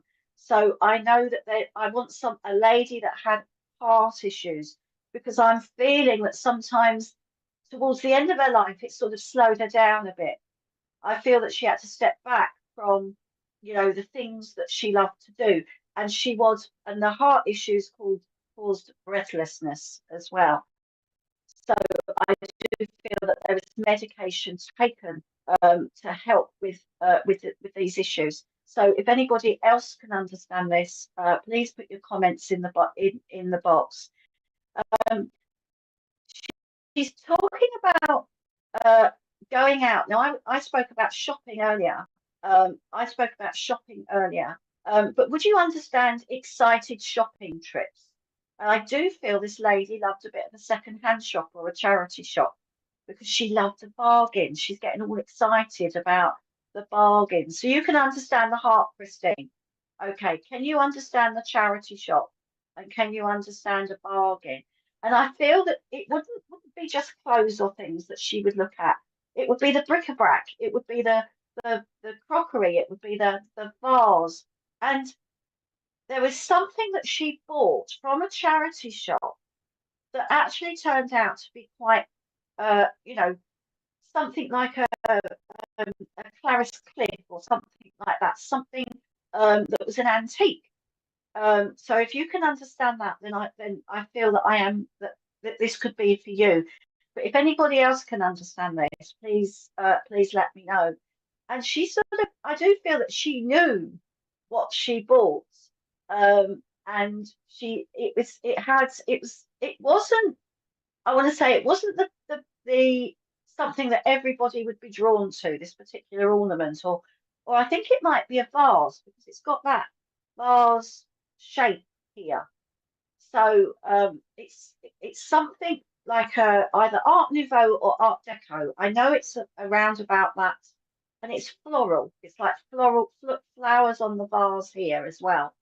So she's just making me aware of this, and I feel she got this from a charity shop, and it was like her little find as well, her little find, and jumble sales as well. She was a right rummager. She would rummage through it all, and there was all sorts of stuff. And I feel that, all right, she got a brooch that was worth a bit. But can you understand this vase, Christine?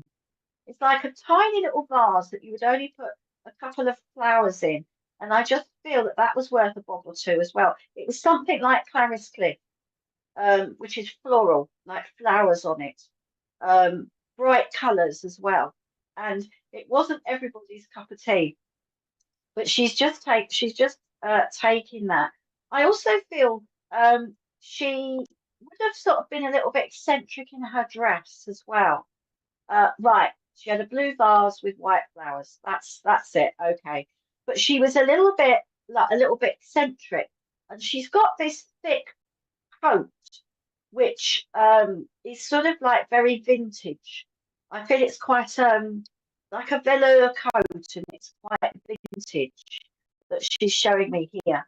And she's laughing because I feel that when her house was cleared out, I just feel that she would have there would have been so many things that you found, things that she collected over the years that were really, really important to her, but also things that you'd given her, presents and things. And also, I've got to say, things that were not even out of the boxes as well.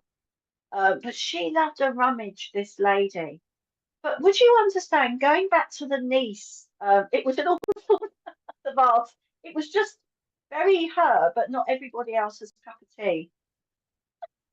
But going back to the niece, Christine, would you understand where she wants to connect with a niece here?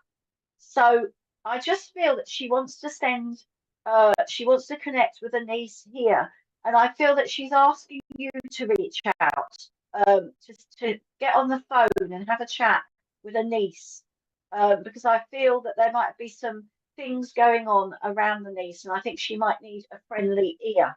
She might need somebody to talk to.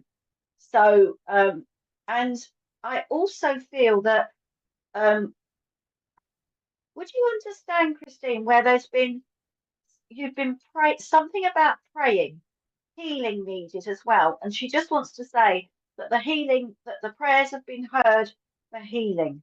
So I feel that there's been healing around and she needed, and she just wants to say, yes, we've heard your prayers for healing as well. And I just feel there could be a connection with the niece here to do with that. Right, okay, absolutely. Because I just feel this lady just never threw anything away. It just meant something to her. There was that connection. There was that story. All right, your Auntie Pat.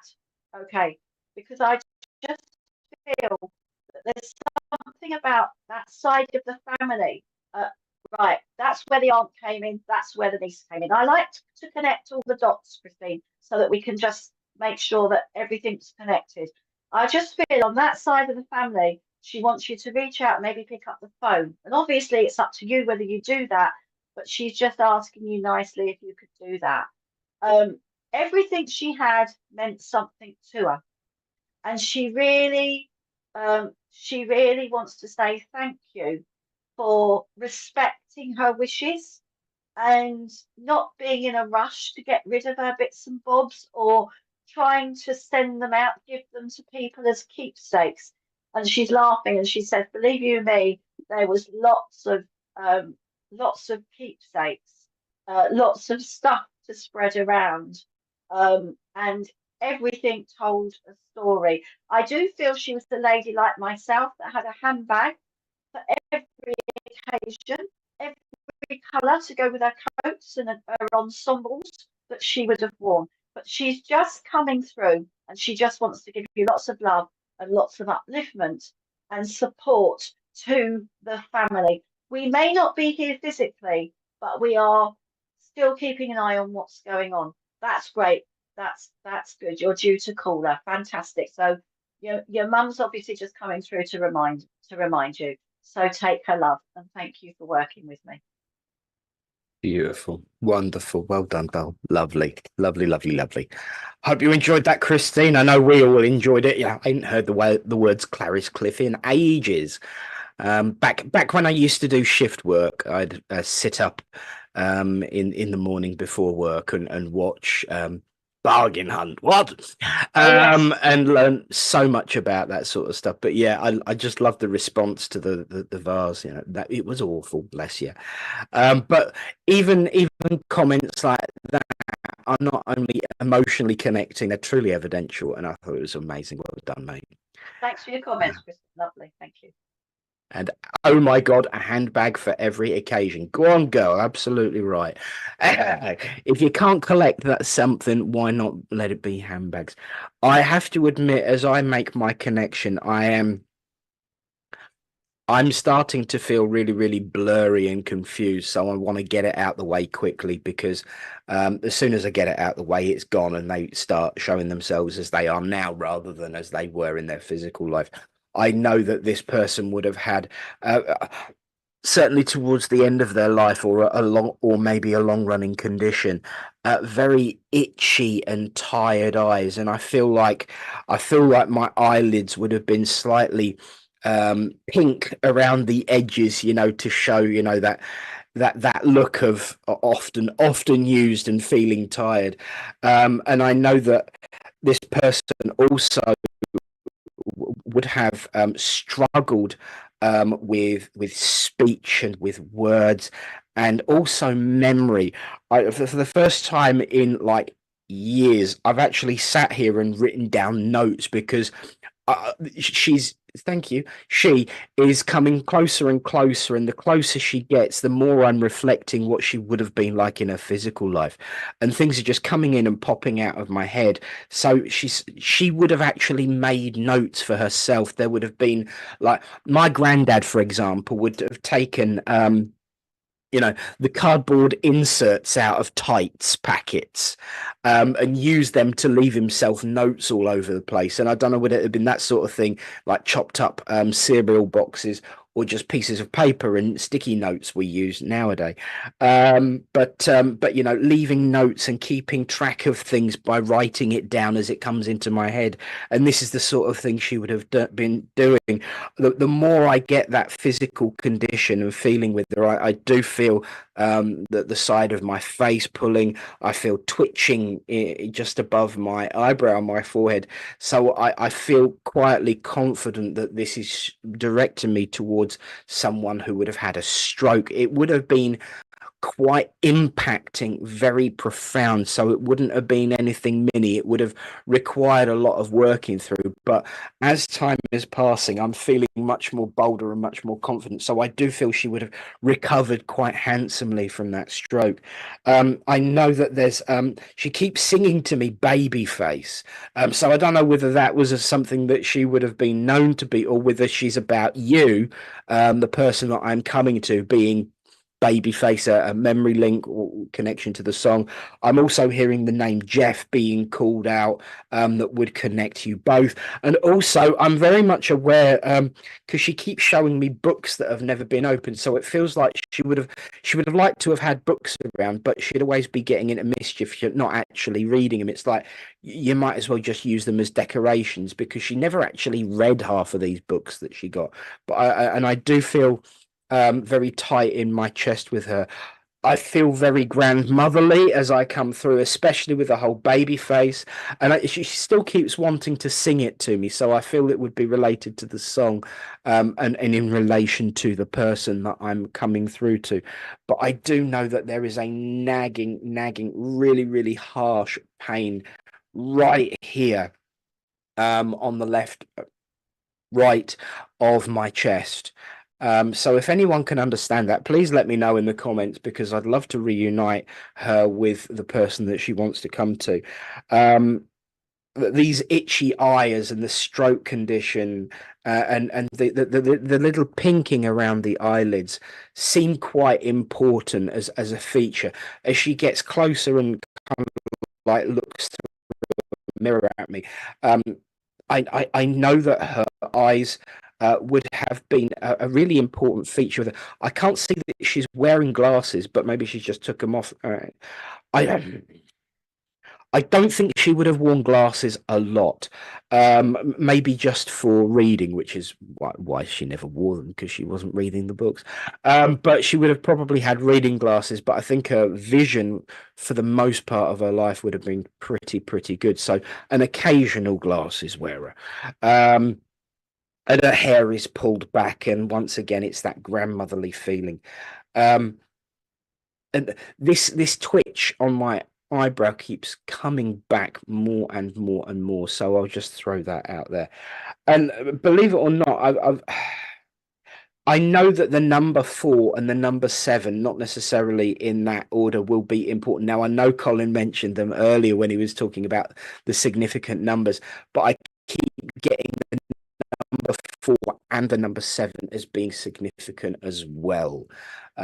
Richard, have we got anybody wanting to take this?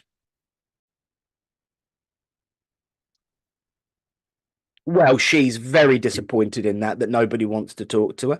But hey, at least no one can accuse me of being generic and everyone being able to take it, because they like to throw that at us these days as well.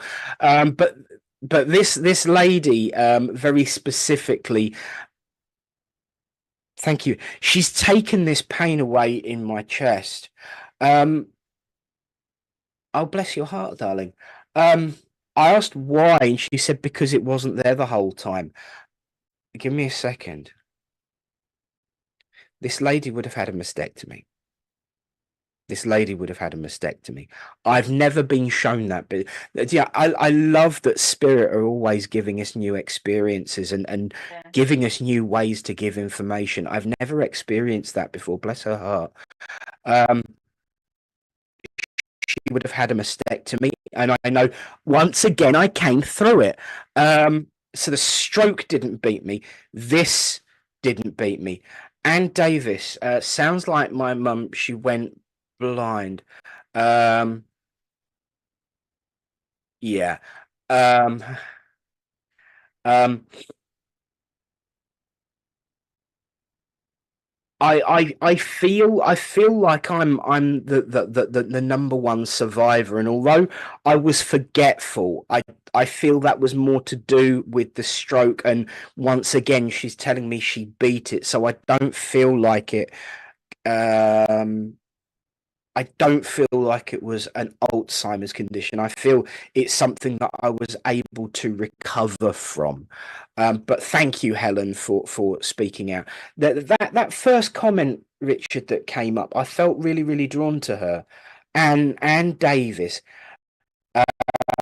Would you understand something to do with a mastectomy? It feels like they tried to beat me 3 times. 3 times I survived. So there would have been 3 things that tried to take her to spirit, but she was this number one survivor.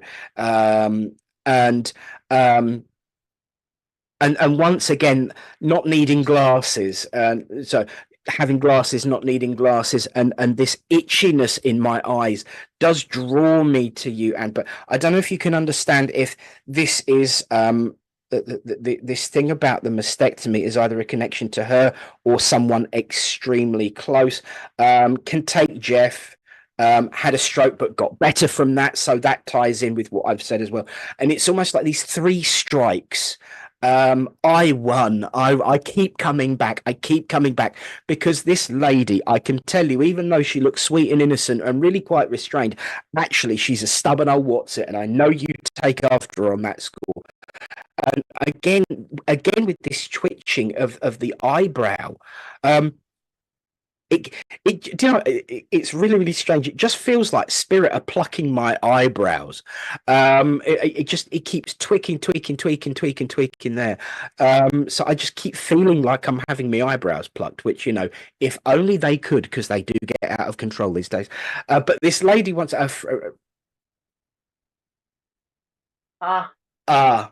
4/7, 4th of July, his granddaughter's birthday. Friend had that, not her. I think I feel really. I mean, I don't think I know. Come on, oh, she's telling me off now. You know, some of the things that we mediums say when we're just in casual conversation tends to annoy spirit and tends to be slightly inaccurate. I don't think it's you, Anne. I know it's you, Anne. She drew me to you as soon as you made your first comment, and I should be a little bit trusting of that. And this is important. This is something she's come through to say to you, and about being a little bit more trusting, as well as the 4/7. Thank you for the 4/7 kid. I love it when numbers work. I've also got 3296, so 3296. I hope that's not anybody's pin number, by the way. But she did make me write down 3296 next to the 47, so I know that would be for you. So I'll just give you them. 3296. Whether it's a combination of, or, you know, those 2 specific numbers, I don't know, but I just give them to you from her. Take them, they're a gift. And once again, as she's getting more into it now and working, I feel she would have been someone who would have had to have. She would have definitely been someone who had to get to know you before she let you in. She would let people think they were in. I felt really quite connected with her when she first came through, but actually the more I work with her, the more she's letting me in. So she would give enough to make you think that you knew her, but you only started to know her when she trusted you, because trust is important. And sometimes she struggled to let people in when she should have done. I feel there's an overarching message with that now. But as you've accepted her and told me what those physical conditions were, I'm liberated from them again, because she says I'm only remembering them because it helps you remember me and helps you identify me. I don't have that now. And in actual fact, I can see we haven't spoken, we haven't had any confirmation about Babyface yet.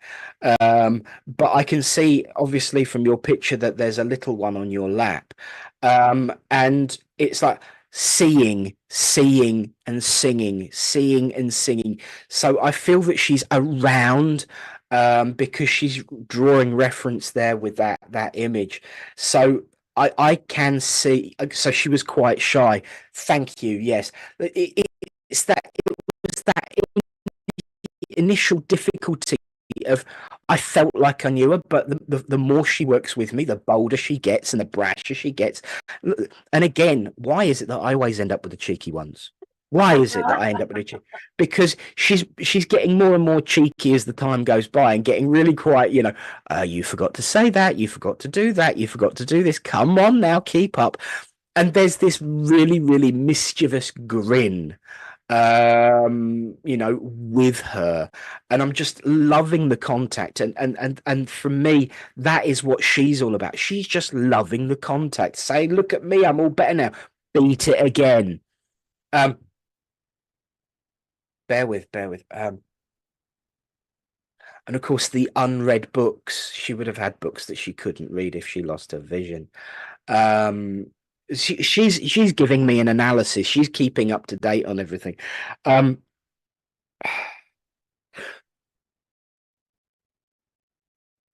don't know whether this is symbolic or whether this is a memory link, but she's reminding me of the phrase three glasses. So I don't know whether it's about three celebrations, one celebration, three people at it, but she keeps saying about the three glasses. So I have to give you that. Also, I know you've obviously mentioned the 4th of July being a significant date, but I also have one coming up in September, around about the 3rd, actually. And she's just really, really getting into it now. And just, it's not about anything. Your dad used to sing. Thank you, darling. She's not here for anything specific. She's just here because I can. And just having a bit of fun at letting people know that she is here. She's all right, because she's the kind of person that would just, keeping you up, Richard. You forgot you weren't muted there, darling. Bless it. Just a little. And this is her though. She's bringing Rich. There is 3 of us left. Oh, bless her. Well, she's definitely raising a toast to you, and she loved having a bit of fun at people's expense, but in an uplifting and fun way. There was never any malice involved, because she's just had a bit of fun at Richard's expense, which she would notice things. She would notice things and mention it and let you know she noticed. And in actual fact, something about your hearing being almost as good as hers, she's saying. I'm going to start to back away from her now, because I know she just wanted to be here to say hello. She just wanted to let you know she was here, and she just wanted to let you know I'm watching, and specifically using those words with glee. So, Anne, please take all of her love and absolute anticipation and respect. And again, she raises the 3 glasses, and she's just, you know how people tap it with a fork or a spoon or something. Oh no, it's a knife traditionally. That's why people break them. She's squaring me up about that. And she says, I can't see the point in doing it with a knife. You're going to break it. Use a fork. It's tinier. So she's just tapping all 4 of them to call to attention that she is watching. She is there. And she loves the bones of all of you. And I'll say God bless. Okay. Can I just do a quick message, Richard? Just a very quick one. Is that all right or not? Okay, I can have a quickie, can I? Okay, thank you. Okay, I've got a gentleman that's been waiting very patiently. So I'm just going to give a little bit of detail here. I feel that name Bill is connected, and I also feel that this gentleman would have had 2 jobs in his life. I feel that he loved cars, and I feel that he must have been a mechanic at some time. He would have tinkered under the bonnet with them. But I also feel he was something like a security guard, because I feel that he would have had a security type uniform, and he was sort of like be walking around buildings, checking on things and things like that. And I just know that he's a father, and I just feel here that he just wants to reach out to somebody here, because I feel that there's a celebration or something going on that he's not going to be there for. And somebody was talking at the weekend saying, I wish Dad was here. And I feel it's to do with something to do with a granddaughter of his, like a wedding or an engagement or some sort of party. And you were saying, I wish Dad could be here because he would be so proud. He was a one. He's filled with pride. His chest is puffing out, and he's filled with pride for all the family. How you've kept things together since his passing, and I've got about 5 years. I feel 5 years is important, so I feel that's when around the time that he passed over. But he just wants to let you know that he loves you all. And he will be raising a glass to you all in the spirit world, because I got glasses as well, Nick. And also the emotion that is coming through is just absolutely phenomenal. I just feel that he was a quiet man, but but when he opened his mouth to speak, or when he spoke, there was always words of wisdom that would have come out. But he was initially quite shy, quite reserved until you got to know him. And then he could be fun and a very kind and generous man. So I don't know if that resonates with anybody, but if it does, it's to do with this celebration. It's to do with the love and support that he has for his family. So I hope somebody can take that. Okay. Bless you, brilliant, Comments. well done. In the There were comments, if you gonna do, say, if you let do. us know, because we do check back. People probably don't believe us, but we do check back on the comments and have a look. And I know that he will be placed. But it's been so good to have you back, Karen. I did miss you last week. We all missed you Well, last week. I missed being with you all, and I'm pleased to be back. So it's really good, and it was great today having Colin, and I'm so Yeah. pleased I asked him, and I hope he'll come back with us again. Do you know what? There's so much going on at the moment within the family, within SPTV. Yeah. Richard working so hard behind the scenes, and all these new things happening on TikTok and everything. So it's absolutely fabulous. It really is, and it's great to be part of it. Absolutely. Yeah, it's good. In actual fact, we ain't done yet, because we've got a new feature coming right up, literally at the end of the show. But first of all, a reminder, of course, everyone, that the lovely, lovely Claire Pasterfield is on at 8 p.m. tonight. Of course, before that, we've got the wonderful Sarah Andrews on at 6 p.m. So don't miss out on either of those two lovely, lovely exponents of spirit. But I've got a question for you. And that question is, what if? And so to explain a little bit more, if anyone to explain a little bit more, we have the wonderful calling in from the South Coast. On the line caller is Richard. Are you there, Richard? Not yet, apparently. So he's back. Okay. Calling in from the studio live is Richard. Are you there, Richard? Yeah, we're in a very sunny and windy Portsmouth right now. I don't know if you can hear us. We've got wind blown everywhere. The sun is shining as well. I've got tornadoes and I've got cars flying all around me. Oh, and it's like really, really busy. Can you hear me in the studio? Yes, we can hear you. We certainly can. Oh, good, because I'm in the studio as well. Is this the point where a stop sign comes past and bashes you on the nose? Bash you on the head. Or the fish comes flying by and smacks you in the face. Yeah. So I've got a question for you, Richard. Okay. What if? Well, I don't know those who are following SBTV on TikTok. I started these what ifs about 2 weeks ago. And it might be 3 weeks now. I can't remember. But anyway, they're only last up to about a minute and like 10 seconds, and nothing longer than that. And it's thought-provoking what ifs. What if this happened, or what if that happened? And it's there to hopefully inspire everybody.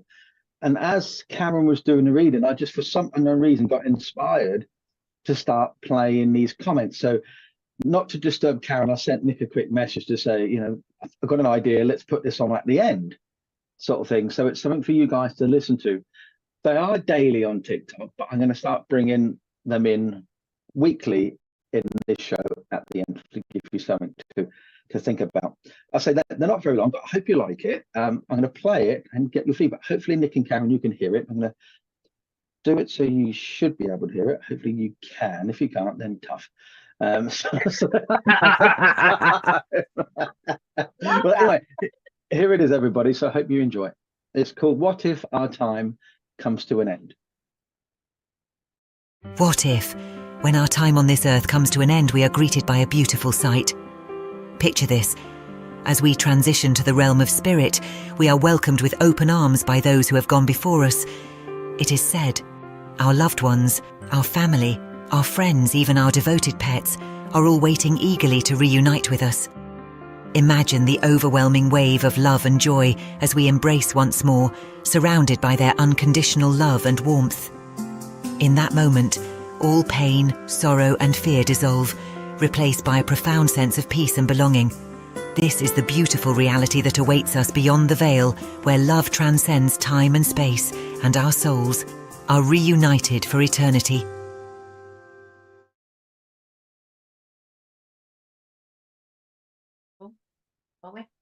Beautiful. There we are. Beautiful. So, friends, that will now be a regular feature in the show. It's kind of like that. And now for a final thought, and now for a final word, and it could very well be that long-standing feature that ends the show that we've been looking for. What if? So obviously, because it's a new thing, we didn't hear it this week, but I know we will be from next week, because I know Richard will get a bee in his bonnet. But the comments are already coming in. Krish Pillay says absolutely beautiful. And it's going to be our way of saying this has been the start to your week. This is what to think about for the rest of your week, because I always look for a theme.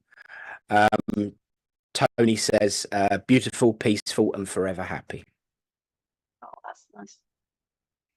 Debbie Callow says yes, so beautiful. Oh. Beautiful. So I think it's a winner, Richard, looking at the comments coming in. So that is how we're going to end the show. It's always good to have something to at the beginning of the week when you're thinking, oh, you know, it's always good to have something to focus on, something positive.